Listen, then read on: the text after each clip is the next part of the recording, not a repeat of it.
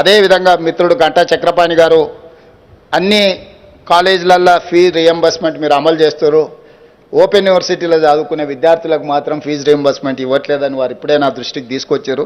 తప్పకుండా అంబేద్కర్ ఓపెన్ యూనివర్సిటీలో చదువుకునే ప్రతి విద్యార్థులకు రాష్ట్ర ప్రభుత్వం తరఫున మీరు చాలా చిన్న ఫీజు 4,000 ఉండొచ్చు అనుకుంటున్నా నేను.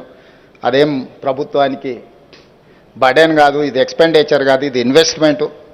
మీరు చదువుకోవడం, మీరు సమాజంలో చైతన్యవంతులు కావడం అనేది ఈ తెలంగాణ సమాజానికి ప్రయోజనం. తప్పకుండా ఆ ఫీజు రియంబర్స్మెంట్ చేసే బాధ్యత రాష్ట్ర ప్రభుత్వం తీసుకుంటే నేను చీఫ్ సెక్రటరీ గారికి వేదిక మీద నుంచి ఆదేశాలు ఇస్తున్నా. తక్షణం ఆ వివరాలన్నీ తెప్పించుకొని ప్రభుత్వం వైపు నుంచి స్పీకింగ్ ఆర్డర్ ఏమి ఇవ్వాలనో తక్షణమే చర్యలు తీసుకోవాలి. సీఎం గ్రాడ్యుయేషన్ ప్రోగ్రామ్ కింద 1,00,000 మందిని మనమే గ్రాడ్యుయేట్ చేస్తాం. స్పెషల్ అడ్మిషన్ ఇద్దాం. ఇది వేరు. ఓకే. అదేవిధంగా సీఎం గ్రాడ్యుయేషన్ కింద 1,00,000 మందిని గ్రాడ్యుయేషన్ ప్రోగ్రామ్ చేస్తామని వైస్ ఛాన్సలర్ గారు చెప్తున్నారు. ఆ వివరాలు కూడా తెలుసుకొని ప్రభుత్వం వైపు నుంచి అందించగలిగిన ఏమున్నా తప్పకుండా మేము అందిస్తాం. ప్రొఫెసర్ రామరెడ్డి గారి కుటుంబానికి సంబంధించిన విషయాలు కూడా వారు నా దృష్టికి తీసుకొచ్చారు. తప్పకుండా ఈ విషయాలన్నిటిని కూడా పరిగణలోకి తీసుకుంటాం. నేను ఆ తర్వాత మా యోగితా రాణా గారికి నేను సూచన చేస్తున్నా, వైస్ ఛాన్సలర్ గారితో మీరు ప్రత్యేకంగా సమావేశమై ఇక్కడ వివిధ అంశాలు ఏమేమి ఉన్నాయి, ప్రభుత్వం వైపు నుంచి మనం చేయగలిగిన పరిష్కరించగలిగిన అంశాలు ఏమున్నాయో కూడా వాళ్ళ నుంచి ఒక నివేదిక తీసుకోండి. ఈ వేదిక మీద నుంచి ఇక్కడ ఈ అంబేద్కర్ ఓపెన్ యూనివర్సిటీలో ఉన్న ఖాళీలు అన్నిటిని కూడా భర్తీ చేయడానికి ప్రణాళిక సిద్ధం చేయండి. ఖాళీలు ఉంటే ఈ యూనివర్సిటీ ఉన్న ప్రయోజనం లేదు. మనం కాంక్రీట్ స్ట్రక్చర్స్ కోసం యూనివర్సిటీలు పెట్టడం లేదు. ఈ కాంక్రీట్ స్ట్రక్చర్స్ మధ్యలో విద్యార్థులు ఉపాధ్యాయులు ఉన్నప్పుడే వీటి ప్రయోజనం చేకూరుతుంది. నేను అది బలంగా విశ్వసిస్తా.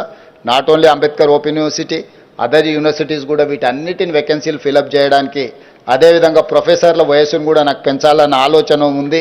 ఇప్పుడు మరి 61 సంవత్సరాలు ఉన్నట్టుంది, దీన్ని 65 సంవత్సరాలకు 65కు చేయాలన్న 60 ఉందా, 60 సంవత్సరాలు ఉంది. ప్రొఫెసర్ల వయసును కూడా 65 సంవత్సరాలకు పెంచాలన్న ఆలోచన నాకు ఉన్నది.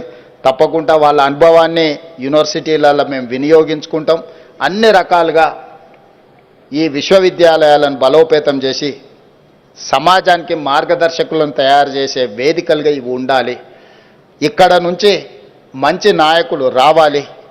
ఒకప్పుడు ఈ దేశాన్ని పరిపాలించగలిగిన చట్టాలు చేసిన వాళ్ళు మన ఉస్మానియా కాకతీయ యూనివర్సిటీల నుంచి వచ్చిండ్రు. సమాజంలో ఉన్న సమస్యల మీద పోరాటం చేసిన వాళ్ళు వచ్చిండ్రు. ఉస్మానియా యూనివర్సిటీని పివి నరసింహారావు గారు, జయపాల్ రెడ్డి గారు ఎట్లొచ్చిండ్రో గద్దర్ కూడా అక్కడి నుంచే వచ్చిండు. అంటే ఈ సమాజంలో ఎప్పుడు ఏ అవసరం ఉందో అలాంటి విద్యార్థులను, ఉద్యమకారులను ఈ యూనివర్సిటీలు ఉత్పత్తి చేసినాయి.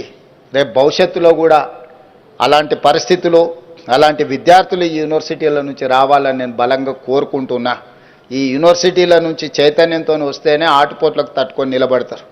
వ్యాపారాలు చేసి అక్కడి నుంచి రాజకీయాలకు వస్తే లాభం ఎంత నష్టం ఎంత లెక్కలు వేసుకొని తూకం వేసే పరిస్థితి ఉంటుంది. ఈ పరిస్థితి పోవాలంటే యూనివర్సిటీల నుంచి విద్యార్థి ఉద్యమకారులు, విద్యార్థి నాయకులు కూడా రావాలి అని కోరుకుంటూ మరొక్కసారి మీకు అందరికి కూడా గణతంత్ర దినోత్సవ శుభాకాంక్షలు తెలియజేస్తూ మీ అందరి దగ్గర సెలవు తీసుకుంటాం.